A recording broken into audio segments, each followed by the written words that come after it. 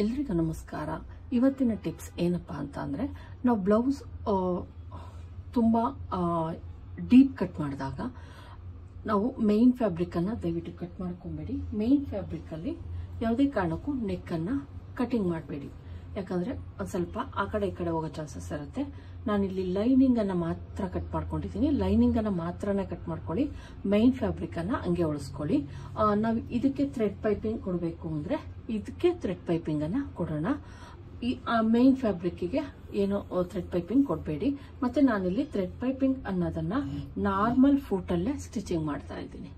ನೋಡಿ, ಇಲ್ಲಿ normal ಫೂಟಲ್ಲೇ thread piping ಅನ್ನ ಇದೇ ಫೂಟ್ ನಲ್ಲಿ ನಾನು ಸ್ಟಿಚ್ ಅನ್ನ ಮಾಡ್ಕೊಂಡಿದ್ದೀನಿ. ನೋಡಿ ಎಷ್ಟು ಎಡ್ಜಿಗೆ ನೀಟಾಗಿ ಥ್ರೆಡ್ ಪೈಪಿಂಗ್ ಅನ್ನೋದು ಬಂದಿದೆ ಅಂತ ನೋಡಿ. ಈ ಫೂಟ್ ನಲ್ಲಿ ತುಂಬಾ ಚೆನ್ನಾಗಿ ಬರುತ್ತೆ ಫ್ರೆಂಡ್ಸ್. ನಾನು ಕೆಲವೊಂದ್ಸಲ ನಾರ್ಮಲ್ ಏನ್ ಈ ಮಿಷಿನ್ ಅಲ್ಲಿ ಕೊಟ್ಟಿರ್ತಾರೆ ಸೆಟ್ ಅಲ್ಲಿ ಅದನ್ನ ಯೂಸ್ ಮಾಡ್ತೀನಿ. ಇನ್ನು ಕೆಲವೊಮ್ಮೆ ನಾನು ಇದೇ ತುಂಬಾ ಇಷ್ಟ ಆಗುತ್ತೆ ನನಗೆ. ಇದು ಎರಡೂ ಸೈಡಲ್ಲೂ ಬರುತ್ತೆ ಫ್ರೆಂಡ್ಸ್. ಈ ಕಡೆ ಸೈಡ್ದು ಎತ್ಕೊಳ್ಳುತ್ತೆ, ಈ ಕಡೆ ಸೈಡ್ ಎತ್ಕೊಳ್ಳುತ್ತೆ. ಆದ್ರೆ ಈ ಸೈಡು ಈಗೇನ್ ಕೊಡ್ತಾ ಇದ್ದೀನಿ ಈ ಸೈಡ್ ಇದರೊಳಗೆ ಫಿನಿಶಿಂಗ್ ಅನ್ನೋದು ಚೆನ್ನಾಗಿ ಬರುತ್ತೆ. ಈ ರೀತಿ ನೀಟಾಗಿ ಇಟ್ಕೊಂಡು ನಾವೇನ್ ಈ ಎಡ್ಜ್ ಇದೆಯೋ ಈ ಎಡ್ಜು ಮತ್ತೆ ಬಟ್ಟೆ ಎಡ್ಜು ಎರಡೂ ಕೂಡ ಸೇಮ್ ಒಂದೇ ಸಮ ಇರೋ ತರ ನೋಡ್ಕೊಂಡು ಈ ರೀತಿ ಇಟ್ಕೊಳ್ಳಿ. ಈ ತರ ಕ್ಲೀನ್ ಆಗಿ ಕರು ಬಂದಾಗ ಒಂದ್ ಸ್ವಲ್ಪ ಕೇರ್ಫುಲ್ ಆಗಿ ಕೊಟ್ಕೊಬೇಕಾಗತ್ತೆ. ಯಾಕಂದ್ರೆ ಕರುವಲ್ಲಿ ಅಷ್ಟು ಇದಾಗಿ ಕೊಡಕ್ಕಾಗಲ್ಲ. ಹಂಗಾಗಿ ನಾನಿಲ್ಲಿ ಸ್ಲೋಗೆ ಕೊಡ್ತಾ ಇದ್ದೀನಿ, ನೋಡ್ತಾ ಇರ್ಬೋದು. ಮತ್ತೆ ತುಂಬಾ ಸ್ವಲ್ಪ ಸ್ವಲ್ಪನೇ ಕೊಟ್ಕೊಳ್ಳಿ ಕರುವಲ್ಲಿ ಮಾತ್ರ. ನೋಡಿ ಈ ರೀತಿ ಕೊಟ್ಕೊಳ್ತಾ ಇದ್ದೀನಿ.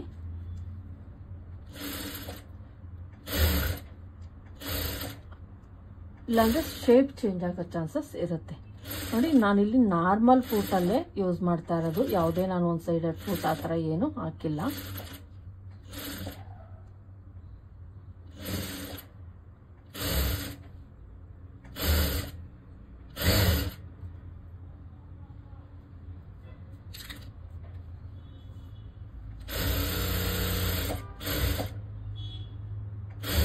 ನೋಡಿ ಈ ರೀತಿ ಹೊಲ್ಕೊಂಬಿಡಿ. ಈಗ ಇದನ್ನ ನಾವೇನ್ ಮಾಡಬೇಕಾಗುತ್ತೆ, ಮೈನ್ ಫ್ಯಾಬ್ರಿಕ್ ಅನ್ನ ಇದ್ರ ಮೇಲಿಟ್ಟು ಸ್ಟಿಚ್ ಮಾಡಿದ್ರೆ ಆಯ್ತು. ನೋಡಿ, ಈಗ ನಾವು ಥ್ರೆಡ್ ಪೈಪಿಂಗ್ ಅನ್ನ ನೀಟಾಗಿ ಹೊಲ್ಕೊಂಡಿದೀವಿ. ಸ್ಯಾರಿ ಬಂದು ಈ ಕಲರ್ ಇತ್ತು. ನೋಡಿ, ಸ್ಯಾರಿ ಬಂದು ಇದ್ದಿದ್ರಿಂದ ನಾನು ಥ್ರೆಡ್ ಪೈಪಿಂಗ್ ಈಗ ಮಾಡ್ಕೊಂಡಿದ್ದೀನಿ. ಮೈನ್ ಬ್ಲೌಸ್ ಬಂದು ಈ ತರ ಇದೆ. ಈಗ ಇದನ್ನ ಏನ್ ಮಾಡ್ಬೇಕಾಗತ್ತೆ ನೀವು, ಇದು ಏನಪ್ಪಾ ಅಂದ್ರೆ ನೋಡಿ, ಇದು ಸೀದಾ ಪಾರ್ಟ್, ಇದು ಬಂದು ಉಲ್ಟಾ. ಇದನ್ನ ನೀಟಾಗಿ ಇಟ್ಕೊಂಡು ನೀವೇನ್ ಮಾಡ್ಬೇಕಾಗತ್ತೆ, ಫುಲ್ಲು ಸ್ಟಿಚ್ ಮಾಡ್ಕೊಂಬಿಡಿ. ನೋಡಿ ಈ ತರ ತಿರುಗಿಸ್ಕೊಂಡು ನೀವು ಮಾಡ್ಬೇಕಾಗಿರೋದೇನು ಅಂದ್ರೆ, ನಾವೀಗ ಕರೆಕ್ಟಾಗಿ ನಾನು ಕಟ್ ಮಾಡ್ಕೊಂಡಿದ್ದೀನಿ ಆರ್ಮೋಲು ಮತ್ತೆ ಇದನ್ನ. ಹಂಗಾಗಿ ನಾನಿಲ್ಲಿ ನೀಟಾಗಿ ಏನು ಇರುತ್ತೋ ಅದಕ್ಕೆ ಗುಂಡ್ಪಿನನ್ನ ಹಾಕೊಳ್ಳಿ. ಫಸ್ಟ್ ನೀವು ಗುಂಡ್ಪಿನ ಹಾಕೊಳ್ಳಿ. ಇದೊಂಥರ ಟಿಪ್ಸ್ ಅಂತಾನೆ ಹೇಳ್ಬೋದು.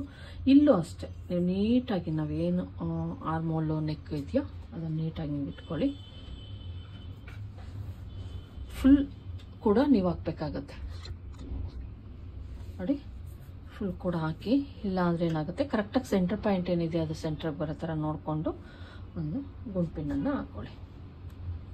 ಇಲ್ಲಿ ನೋಡ್ತಾ ಇರ್ಬೋದು ತುಂಬಾ ಕಡಿಮೆ ಐತೆ, ಇಲ್ಲಿ ಜಾಸ್ತಿ ಐತೆ.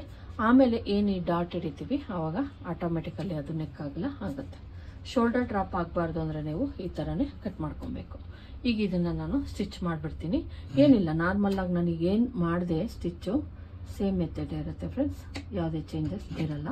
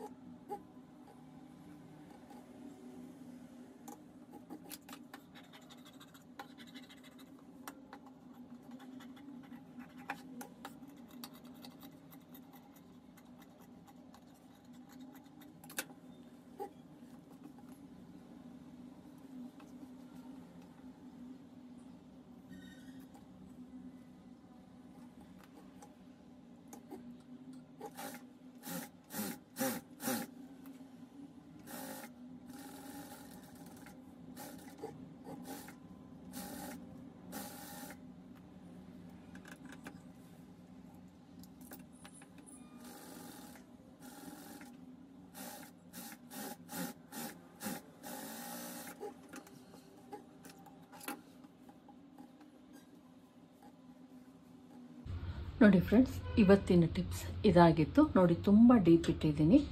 ಇಲ್ಲಿ ಡಾಟ್ ಇಡಿದ್ರೆ ಇನ್ನೊಂದು ಸ್ವಲ್ಪ ಇದು ಆಟೋಮೆಟಿಕಲಿ ಹಿಂಗೆ ಬರುತ್ತೆ. ಇದಕ್ಕೆ ಡೋರಿ ಕೂಡ ಹಾಕ್ತೀನಿ. ನೀವು ಡೋರಿ ಹಾಕ್ಲಿಲ್ಲ ಅಂದರೂ ಕೂಡ ಶೋಲ್ಡರ್ ಯಾವುದೇ ಕಾರಣಕ್ಕೂ ಡ್ರಾಪ್ ಆಗಲ್ಲ. ಇಲ್ಲಿ ನೆಕ್ ಹತ್ರ ನಮಗೆ ಎಳ್ಕೊಳಲ್ಲ, ಹಿಂಗೆ ಎಳ್ಕೊಳಲ್ಲ.